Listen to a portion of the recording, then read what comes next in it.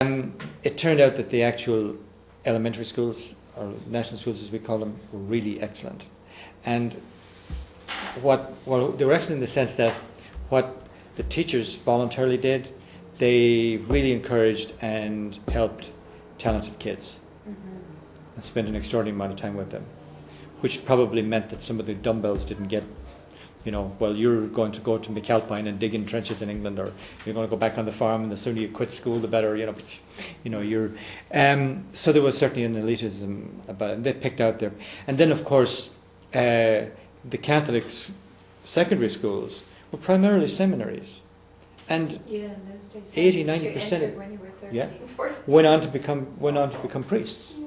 And what were you differentiating between primary and secondary? What age and what? 13, 14, about that age, yeah. And at what year did they start secondary? I think it was 65, 66. That late. That makes complete sense. When you see the elementary schools in the islands, there's no other school. Yeah, yeah, that's right. Yeah. Yep, I'm getting the bum's rush here. No, you're not. Am I not? Oh, okay. So we've come a long way from the Normans then, and the more Irish than the Irish themselves. But for further reading, almost everything that you read about the period. Oh, Gorton House, Gorton, is what, unfortunately, it's a hotel and golf course and all that stuff right now, big fancy. But that is where you will now find the old Fitzgerald. All these houses are gone. They're all kind of like resorts for the rich right now. But Gorton House, if you're in Ireland, is very, very worthwhile a trip. It's extremely interesting place because it's the old Fitzgerald. Pardon? It's just outside Maynooth. It's in Kildare. It's near Maynooth. Just outside. And is Maynooth still a seminary? Oh yeah. Oh, it is. It is, but well, yes, it is. It's the official seminary, but it's now part of the National University of Ireland, and it's in the old days when it was guys walking around in cassocks, it's now girls in miniskirts, and it's now the old guys are turning their graves. Right. It's now just a regular campus. Sure, they're great to look, right? Right. Yeah, they would. Put a hand up.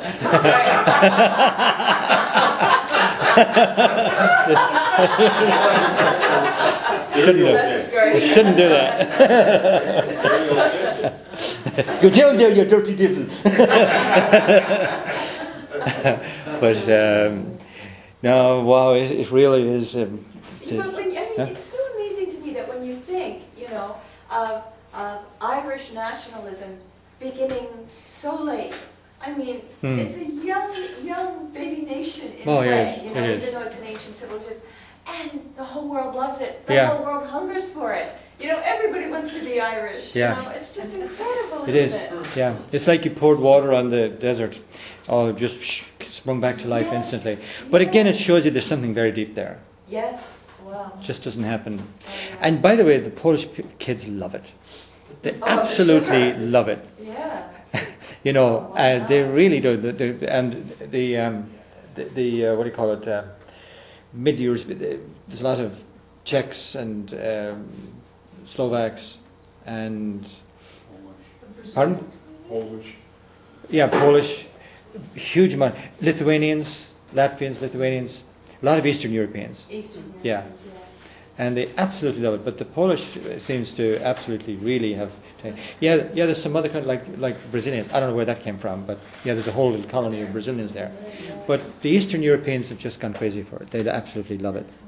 In fact, it's become a huge problem for Latvia because they're losing all their best college, all the brain drain. Yeah, they're really worried about it. All their best college kids, all their best talent, their computer people, everything. They're all in Ireland.